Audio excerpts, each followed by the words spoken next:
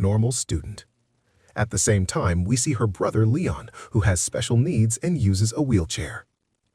Our movie starts 65 years ago, at a time when the world was almost completely destroyed because of a nuclear war that nearly reset humanity back to factory settings. One day, the power went out, all communication systems collapsed, and the whole world shut down. At that time, we head deep into the Amazon rainforest, where we find a scientist who was doing research there and discovered a strange tree called the Genesis tree. The flower of the Genesis tree was magical and contained massive energy, enough to power the entire world on its own.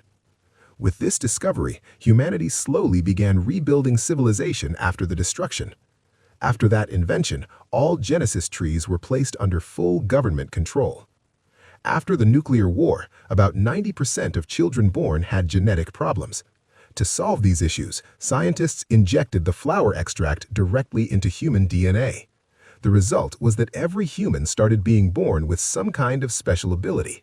For example, some people developed extremely sharp hearing, others gained abnormally strong vision. People born with these abilities were called the superior. On the other hand, about 10% of people had weak immunity, and their bodies completely rejected the flower. Unfortunately, those people were called the normals. Now we see a girl named Cleo at the Genesis Institute on a school trip, considered a normal. Leon enters the building disguised as a janitor. When everyone gets distracted, Leon uses a device to open a locked door and enters a restricted area. While checking the map, he realizes there are 2 guards nearby. Leon pulls out a small toy shaped like a mouse.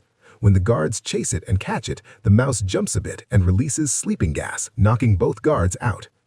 Leon takes the key, reaches the ventilation system, and installs a gas tank filled with sleeping gas that starts spreading through the pipes, knocking out all the scientists inside.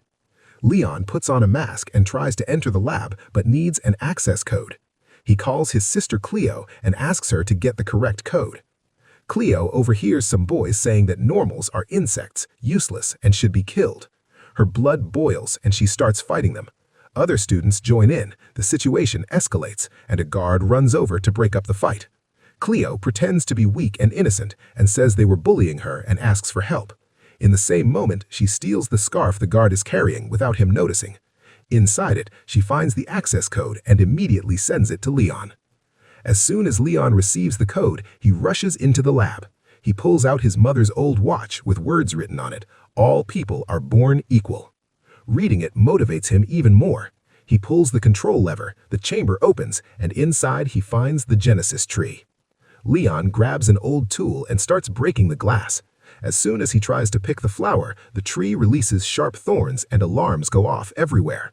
Despite that, Leon succeeds and places the flower inside a blue capsule.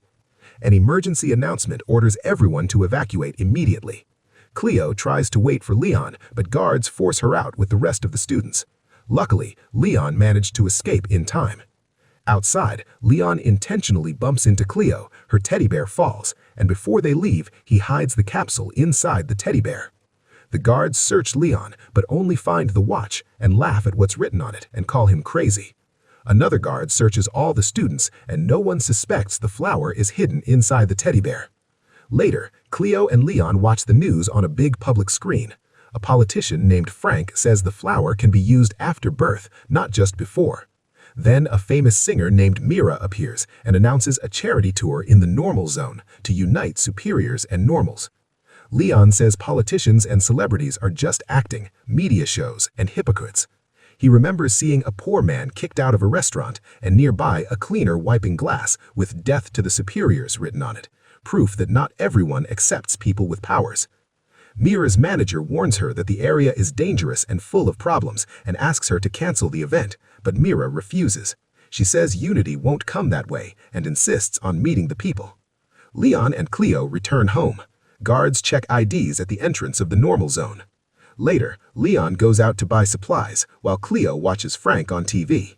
Frank claims he invented a treatment that gives normals the same abilities as superiors. Cleo feels hope, but Leon tells her it's all lies. They return to their small workshop. We discover Cleo grows plants and Leon extracts energy parts from flowers and builds prosthetic limbs so people can live normal lives. Their income comes from customers. After finishing work, a Superior Zone client calls asking for repairs. Cleo refuses, saying customers must come to the workshop. But when Leon hears the man will pay triple, he agrees immediately. Cleo worries because the job is illegal, but Leon reassures her that he knows all the routes and security systems. They arrive at a luxury restaurant. A chef greets them and lets them in through the back door. The chef uses a mechanical suit to walk. Suddenly, an anti-Superior gang storms the place and cuts the power. Leon finishes arming the suit. The chef says he'll check the power and come back with the money. The gang starts destroying the place and killing superiors. Tables break, bodies pile up. The gang leader writes a message on the wall. The chef returns covered in blood and with his last breath tells Cleo and Leon what happened before dying. They try to escape, but the back door is locked. Leon asks Cleo to help him wear the suit. Two gang members enter the kitchen, see only the dead chef, and talk about a small show tomorrow. One suggests an idea, but the leader threatens him with a knife and says the plan won't change. One of the attackers drops a paper and Cleo picks it up. Police sirens get closer, the gang escapes, and suddenly the suit activates on its own, throwing Leon onto the counter. Two attackers rush him. Leon fights back using kitchen tools and boiling water. During the fight, the leader's mask falls off and his face is revealed. The gang captures Leon. Cleo intervenes and stabs one of them. Leon throws the flower capsule at them and runs with Cleo to the door. Using the suit's strength, Leon breaks the door and escapes. Outside, Leon struggles to walk. Cleo supports him into a nearby alley as police cars pass without seeing them. Cleo realizes the suit's leg is damaged and helps Leon get home. The next day, the media shows footage of the incident. Security camera images reveal Leon and Cleo. The media calls them gang members. All information reaches the police. Special Forces Commander Hughes declares the normal zone a crime zone. Leon and Cleo are terrified when they discover Hughes is actually the gang leader they fought. Cleo checks the flyer and realizes it's an ad for Mira's concert with a small map. They understand the gang plans to attack the concert and frame people like them. Leon starts packing to flee the city, but Cleo refuses. She says they must stop the attack or innocent people will die. Leon says a disabled man and his little sister can't do anything alone. Cleo cries, calls him a coward, and runs away. Leon freezes, unable to stop her. A flashback shows young Leon entering his father's office and discovering he's a normal. When his father finds out, he locks him up. Leon remembers this while looking at his mother's watch and repeats silence isn't the solution, he has to act. Hours later, Cleo returns home and finds Leon repairing the suit. She helps him put it on. He tells her he plans to capture Hughes and force him to confess everything. Leon starts building weapons from scrap and bends metal with his bare hands to show his strength. Cleo notices strange weapons in the suit and creates a chemical compound that activates terrifying weapons inside it. Meanwhile, Mira is performing in the Superior Zone. The area is chaotic, people climb fences, and security barely controls them. After the concert, as Mira heads to the bus, guards and her manager are attacked and killed. Trucks full of rebels arrive and spray slogans on walls. Hughes threatens Mira and orders her to come with them. Suddenly, Leon appears wearing the suit and mask, jumps from a balcony, and launches a direct attack. Plants grow out of the suit because of Cleo's materials. The gang laughs at him, but Leon turns the plants into weapons. They are defeated by gas and vines. Cleo contacts Mira from a stolen car. Leon continues fighting Hughes and his men. At first, Leon lands powerful blows, but the gang surrounds him. At that moment, Cleo crashes the car into one of them. Leon jumps into the car, Mira screams in terror, and Cleo floors it and escapes. They rush home and lock the doors. Outside, the gang searches the streets.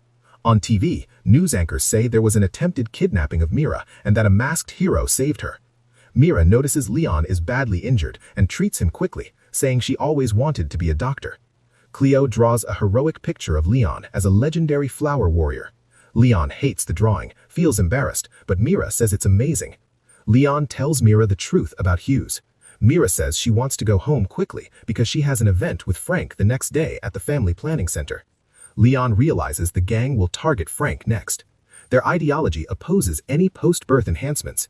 They believe superiors and normals should stay exactly as they are. Mira suggests calling the police, but Leon stops her and explains Hughes himself is a police commander. They agree on a new plan. The next day, Mira and Leon go to the family planning center pretending to be newlyweds who want children. Because Mira is famous, she tells the doctor she didn't book an appointment and wants privacy. Leon convinces the doctor to give them a tour. During the tour, Leon skillfully steals a key. Leon distracts the staff by saying Mira will sing for them. Everyone gathers in one room. At that moment, the anti-superior gang enters the building. Leon confronts them alone and throws gas bombs that melt their masks. He fights well at first, but they overpower him, knock him down, and beat him together. Hughes removes his mask and brutally beats Leon. Suddenly, Frank's security enters, and the gang escapes. Mira reveals she called Frank for help, knowing Leon couldn't handle them alone. Leon asks why the guards didn't chase the gang.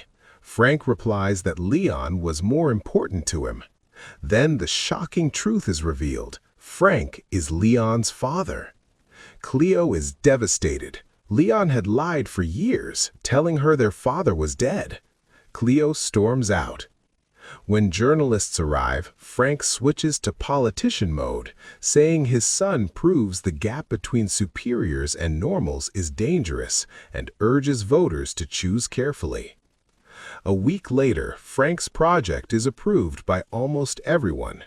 Buses arrive in the normal zone, transporting the poor to a treatment camp outside the city. After treatment, they'll be fixed and zones will open. At the medical center, Leon asks about Cleo. Frank says they couldn't find her.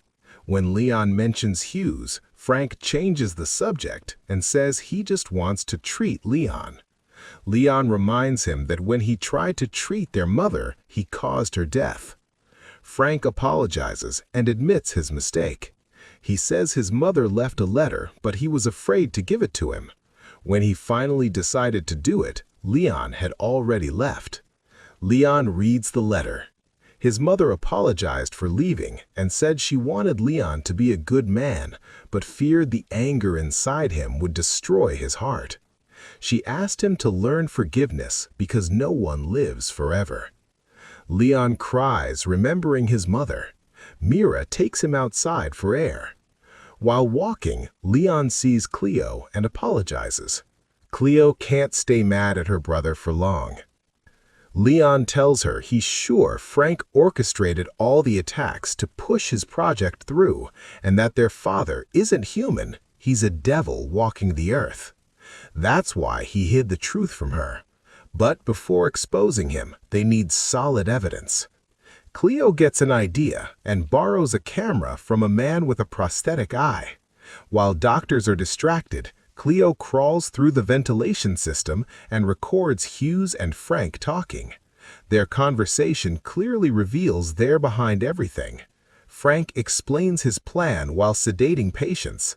He wants to extract a specific gene and inject it into superiors, calling it the next step in human evolution. He claims it will make them stronger and immortal. Cleo plays the recording for everyone in the camp. Mira cries and apologizes to the normals, saying she never knew the truth. Leon repeats his mother's message. Everyone is born equal.